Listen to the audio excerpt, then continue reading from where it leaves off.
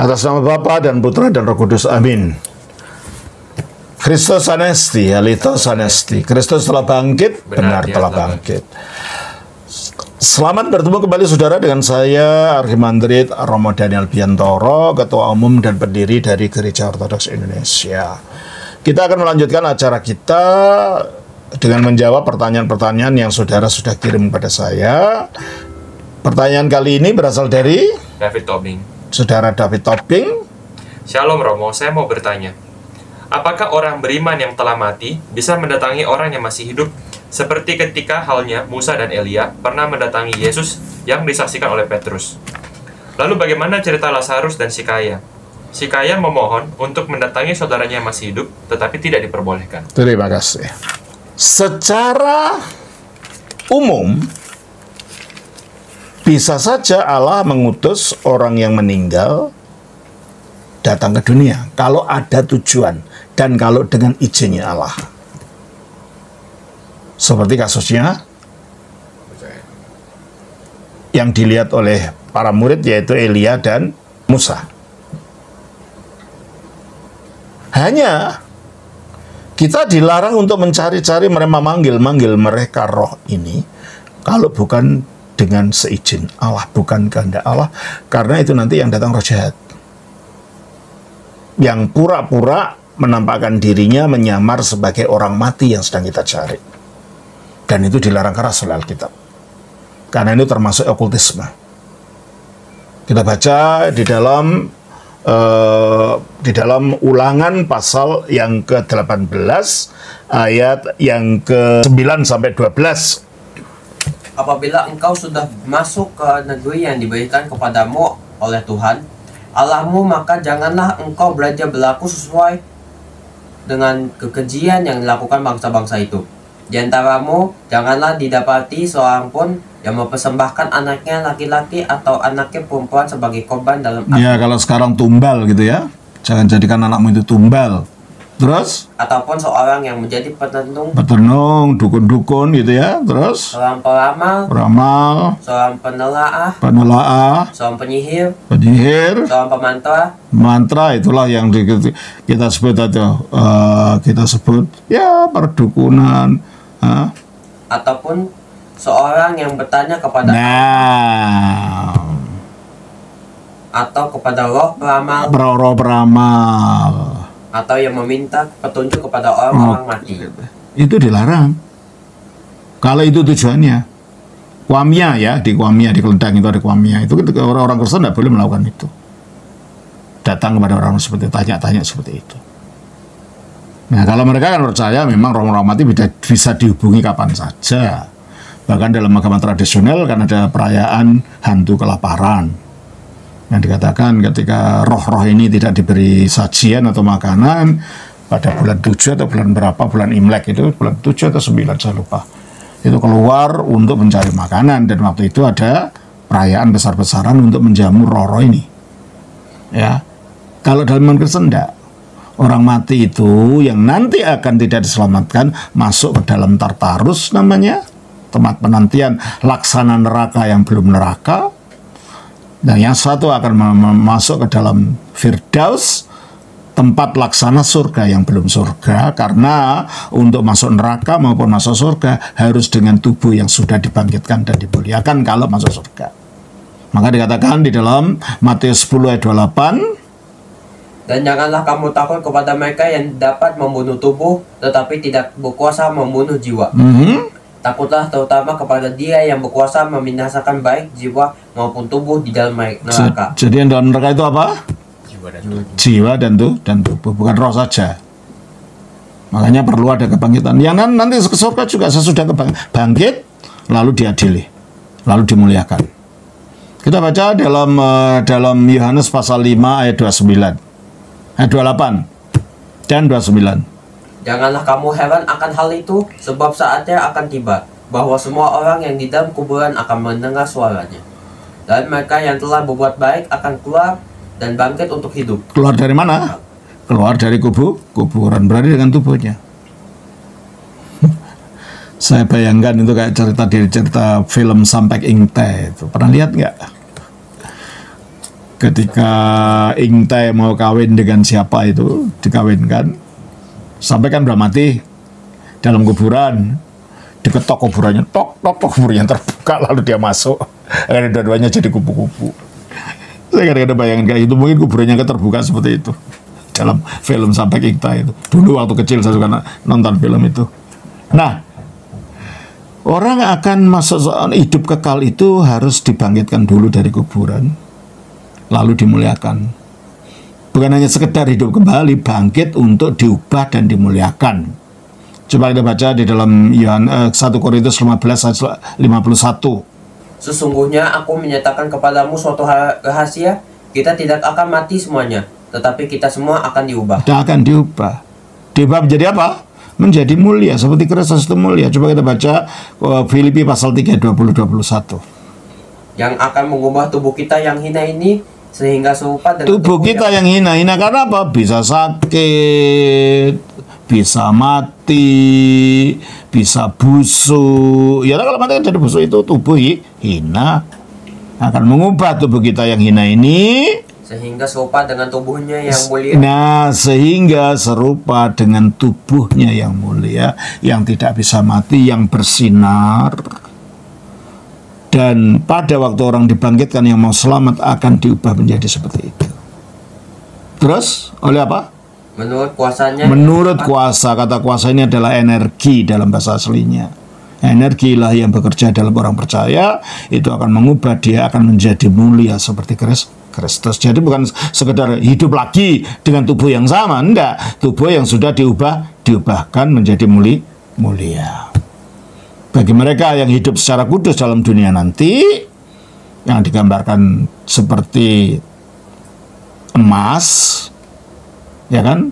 Kan macam-macam orang membangun hidupnya itu, ada mutunya mutu emas, ada mutunya mutu perak. Coba kita baca di dalam 1 Korintus pasal 3 ayatnya 11, 12. Karena tidak ada seorang pun yang dapat meletakkan dasar lain daripada dasar yang telah diletakkan. Nah, dasar keselamatan itu sudah diletakkan, apa itu? Yaitu Yesus Kristus. Jadi bukan perbuatan baik kita. Perbuatan baik tidak bisa menyelamatkan. Karena keselamatan artinya dibangkitkan dari mati, dilepaskan dari kematian, dilepaskan dari kelapuan. Perbuatan baik tidak bisa melepas itu. Harus ada energi ilahi, dan itu telah dilakukan Yesus Kristus melalui bangkitnya dari kematian, mengalahkan kematian, supaya membantu kita supaya juga dapat dikalahkan dari kuasa kematian yang ada dalam diri kita itu. Makanya keselamatan bukan karena perbuatan, bukan karena agama, tapi oleh kuasa tadi. Kuasa dari firman Allah yang turun menjadi manusia. Terus? Entahkah orang yang membangun yang... Nah, di atas keselamatan itu ada yang dibangun. Apa bangunannya? Dengan emas, perak, batu permata, kayu, rumput kering, atau jerami. Dan jerami. Itu adalah mutu-mutu kehidupan yang kita bangun. Nah, nanti teruskan. Sekali kelak pekerjaan masing-masing orang akan nampak.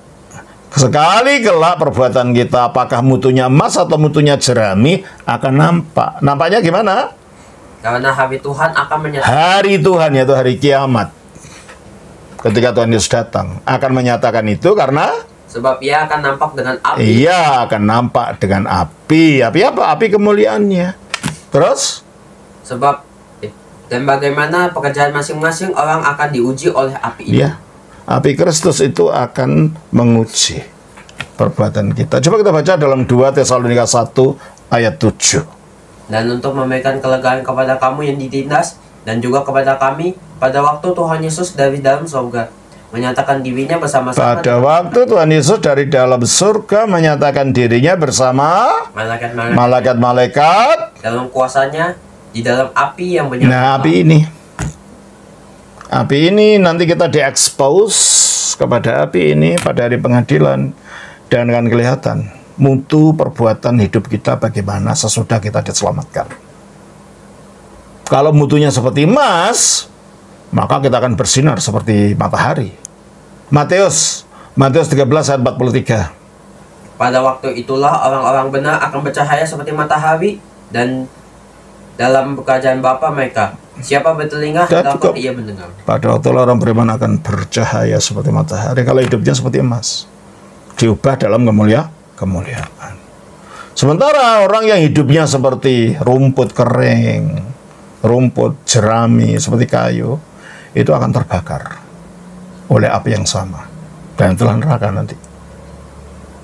Kita baca Ibrani pasal 12 ayat 29. Sebab Allah kita adalah api yang menghanguskan. Allah kita adalah api yang menghanguskan bagi siapa? Bagi mereka yang mutu hidupnya seperti rumput kering, kayu, dan jerami tadi. Ya. Nah, oleh karena itu mereka yang sebelum diuji dengan api ini masing-masing ditempatkannya di tempatnya sendiri-sendiri, yang akan kehilangan keselamatannya dan tidak diselamatkan di tempat yang namanya Tartarus, tempat siksa, seperti orang kaya itu di dalam Lukas pasal yang ke-16 ayat yang ke-23. Orang kaya itu juga mati lalu dikubur, dan sementara ia menderita sengsara di dalam maut. Jadi menderita sengsara di alam maut itulah di Tartarus. Hades itu bisa artinya kalau bahasa Ibrani soul, kalau dalam Islam itu namanya alam barzah. Nah, di dalam alam barzah itu ada dua bagian. Ada bagian yang mereka nanti akan masuk neraka, itulah Tartarus itu. Ada bagian yang nantinya akan masuk surga, itulah Firdaus itu. Nah, oleh karena itu mereka tidak bisa seenaknya keluyuran kemana-mana gitu. Nah, apakah mereka bisa datang ke dalam mimpi? Kalau memang Allah kehendaki, mengapa tidak? Tapi jangan cari-cari. Ya, kalau Allah memang menghendaki, mengapa tidak? Mungkin saja. Tapi kita tidak diizinkan untuk mencari-cari atau bertanya pada orang mati. Nah, kasus daripada Lukas pasal yang ke-16 ini, kita baca di dalam Lukas 16 ayat 27. Kata orang itu, kalau demikian aku minta kepadamu, Bapa, supaya engkau menyuruh dia ke rumah ayahku. Teruskan. Sebab masih ada 5 orang saudaraku, supaya ia memperingati mereka dengan sungguh-sungguh, agar mereka jangan masuk kelak ke dalam tempat penderitaan ini. Tetapi kata Abraham, ada pada mereka kesaksian Musa dan para nabi. Baiklah mereka mendengar kesaksian itu. Jawab orang itu, tidak Bapa Abraham, tetapi jika ada seorang yang datang dari antara orang mati kepada mereka, mereka akan bertobat. Kata Abraham kepadanya, jika mereka tidak mendengar kesaksian Musa dan para nabi, mereka tidak juga akan mau diyakinkan, sekalipun oleh seorang yang bangkit dari antara orang mati. Iya, pertanyaannya adalah kenapa Abraham tidak mau mengirimkan Lazarus kepada keluarganya, memberitahu supaya dia bertobat.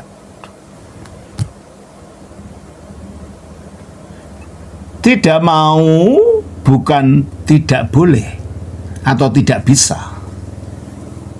Tidak mau di sini karena caranya untuk manusia bertobat itu tidak harus menunggu setiap orang mati datang mengingatkan. Karena Tuhan sudah punya cara. Kalau kamu cara bertobat, caranya apa? Ada kesaksian Musa dan para nabi. Itu normanya. Jadi kalau mengingatkan orang itu adalah mengingatkan melalui firman Tuhan yang sudah dinyatakan melalui para nabi. Bukan ada cara khusus orang mati datang memberitahu yang hidup supaya bertobat. Tidak. Ya, Tuhan tidak akan melakukan cara-cara yang bertentangan dengan apa yang sudah gariskan. Yang sudah gariskan adalah melalui firman manusia menyadari tentang dosanya, melalui firman manusia bertobat. Maka dikatakan ada pada mereka kesaksian Musa dan para nabi.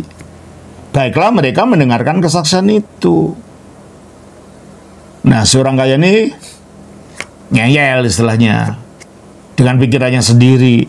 Jawab orang itu, tidak Bapak Abraham, tetapi jika ada orang datang dari antara orang mati kepada mereka, mereka akan bertobat. Belum tentu. Kurang apa Yesus bangkit dari mati itu loh? Apakah orang Israel bertobat? Yesus bangkit dari mati memberitahu kepada mereka, ya tidak semuanya bertobat. Berarti pemikiran si orang kaya ini tidak sesuai dengan fakta, tidak sesuai dengan kenyataan. Makanya Abraham tidak mengizinkan, Abraham tidak mau itu karena apa? Caranya sudah ada. Caranya apa? Dengan mentaati isi firman yang di dalam kitab suci. Kata Abraham kepadanya, jika mereka tidak mendengarkan kesaksian Musa dan para nabi, seperti orang-orang Farisi dan orang Saduki waktu itu, kesaksian tentang kebangkitan dan penyaliban Kristus, bahwa kebangkitannya, kematiannya akan... Coba kita baca dalam Yesaya 53 ayat yang ke-5, 6 itu, 6 dan 7. Kita sekalian sesat seperti domba, masing-masing kita mengambil jalannya sendiri. Tetapi Tuhan telah menimpakan kepadanya kejahatan kita sekalian. Dia dianiaya, tetapi dia membiarkan diri ditindas. Dan tidak membuka mulutnya seperti anak domba yang dibawa ke pembantaian. Oke. Terus? Seperti induk domba yang keluh di depan orang-orang yang menggunting bulunya, ia tidak membuka mulutnya. Terus? Sesudah penahanan dan penghukuman, ia terambil. Iya toh? Sesudah penahanan dan penghukuman, maksudnya dia dihukum, dia terambil dari dunia, maksudnya dia mati. Terus? Dan tentang nasibnya siapakah yang memikirkannya? Ya, karena dia di alam maut. Terus? Sungguh ia terputus dari negeri orang. Iya toh, terputus dari negeri orang hidup, artinya mati. Terus? Dan karena pemberontakan umatku, ia kena tulah. Dia kena tulah karena pemberontakan manusia, dia mati karena dosa manusia. Terus? Orang menempatkan kuburnya di antara orang-orang fasik. Dan dalam matinya, ia ada di antara penjahat-penjahat. Siapa? Dua orang pencuri itu kan? Terus? Sekalipun ia tidak berbuat kekerasan dan tipu, tidak ada dalam mulutnya. Ya, terus? Tetapi Tuhan berkehendak memakan dia dengan kesakitan. Terus? Apabila ia menyerahkan dirinya sebagai korban penembus salah. Nah, dia matinya karena menjadi korban bersalah. Ia akan melihat keturunannya. Berarti dia akan hidup lagi karena bisa melihat keturunan. Umurnya akan. Nah, itu menurut kitab suci dikatakan tentang Kristus Mesias yang akan mati disalibkan bagi dosa manusia dan akan bangkit lagi. Nah, setelah bangkit, ternyata orang-orang Yahudi juga tetap tidak percaya. Maka dikatakan, jika mereka tidak mendengarkan kesaksian Musa dan para nabi, mereka juga tidak akan mau diyakinkan sekalipun oleh seorang yang bangkit dari antara orang mati. Jadi masalahnya bukan orang mati tidak bisa dikirim kalau perlu, tetapi orang itu loh tetap hatinya degil. Ada orang mati datang pun gak akan percaya, maka gak ada gunanya ngirim mereka, sia-sia ngapain gitu. Gak mau dengar firman Tuhan, ya sudah, ya seperti sekarang saya beritakan ini, apa semua yang di luar sana yang mendengar percaya? Enggak kan? Malah mungkin ada yang mengejek. Banyak yang gitu, ngapain didatangkan orang dari alam orang mati. Jadi ini Pak Tobing, ini bukan kaitannya bukan orang mati tidak bisa diizinkan oleh Allah kalau perlu untuk mendatangi manusia dalam mimpi atau apa. Tapi secara umum kalau orang ingin diselamatkan, diingatkan, ya bukan dengan cara itu. Tapi caranya adalah mendengarkan sabda-sabda firman Tuhan. Saya kira itu yang dapat saya berikan kepada Pak Tobing, kiranya itu bermanfaat. Tuhan memberkati. Shalom, Kristus Anesti, Alita Anesti. Sedang Bapa, Putra, Roh Kudus. Amin.